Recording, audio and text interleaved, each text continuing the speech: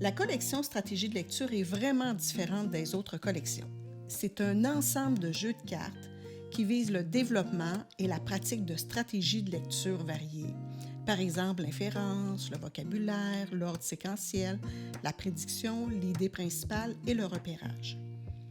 J'ai choisi cette collection car elle permet de travailler une stratégie particulière à la fois qui est décidée par l'enseignant. Son utilisation et son format se rapprochent de la carte à tâches.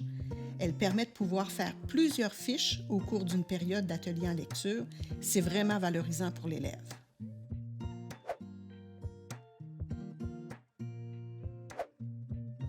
Chaque pochette de la collection Stratégie de lecture comprend de 10 à 40 cartes. Elle est divisée en 4 niveaux de lecture qui correspondent aux niveaux souris, perdrix, hibou et marmotte. Au niveau souris et perdrix, les stratégies touchées sont ordre séquentiel, prédiction, idée principale, inférence, repérage et vocabulaire.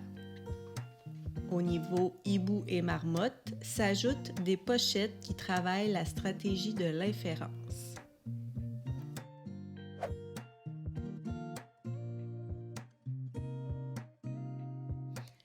Les fiches inférences. Ça se présente comme étant un petit texte à lire de quelques phrases.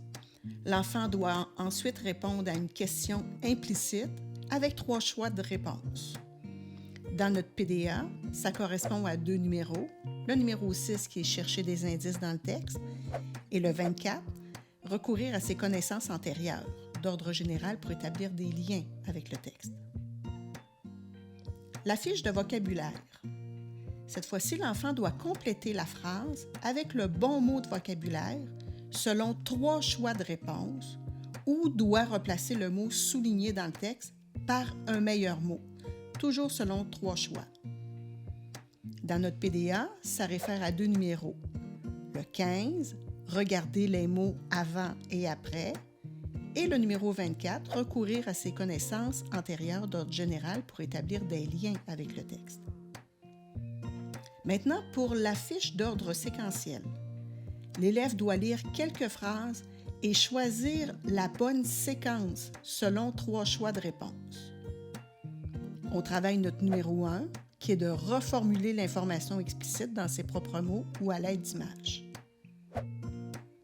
Pour la fiche prédiction, l'enfant doit lire un petit texte et prédire ce qu'il va arriver. Encore une fois, il a 3 choix de réponse.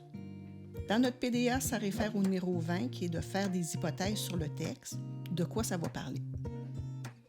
Maintenant, pour l'idée principale, l'élève doit lire un court texte et choisir entre 3 phrases celle qui décrit le mieux l'idée principale. Dans notre PDA, ça réfère au numéro 1 qui est de reformuler l'information explicite dans ses propres mots ou à l'aide d'images. Pour la fiche repérage, l'enfant doit lire un court texte et répondre à la question explicite avec 3 choix de réponse. Dans notre PDA, ça correspond à notre numéro 3, qui est de répondre à des questions explicites, qui, fait, quoi, où, quand, combien, et surtout le pourquoi, comment, caractéristiques du personnage.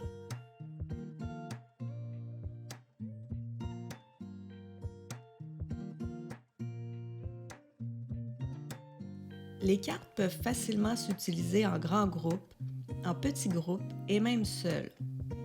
C'est un matériel que nous avons en grande quantité, donc on peut le laisser à l'élève pour qu'il l'utilise dès qu'il a terminé le travail demandé. À la fin de la période des ateliers de lecture, se garder 10 minutes pour faire un retour sur ce qui a été difficile. Donner ensuite des stratégies de dépannage pour aider l'élève à développer son autonomie lors des prochaines périodes.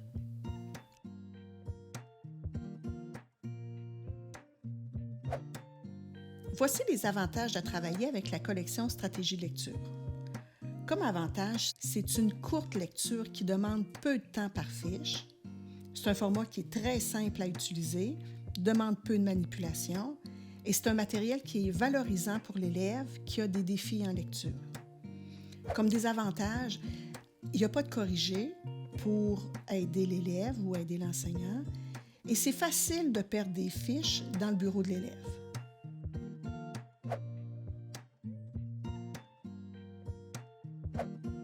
Ce matériel se retrouve dans des pochettes identifiées par stratégie. À l'intérieur de ces pochettes, il y a les cartes. Il y a aussi une feuille de route pour compiler le travail fait par l'élève. Pour emprunter cette collection, vous référez à Caroline, la conseillère pédagogique. Vous n'avez pas à vous référer au dossier partagé de l'école NISCA avec ce matériel. Vous avez entre les mains tout le nécessaire. Assurez-vous de bien remettre les cartes numérotées dans l'ordre dans chaque pochette.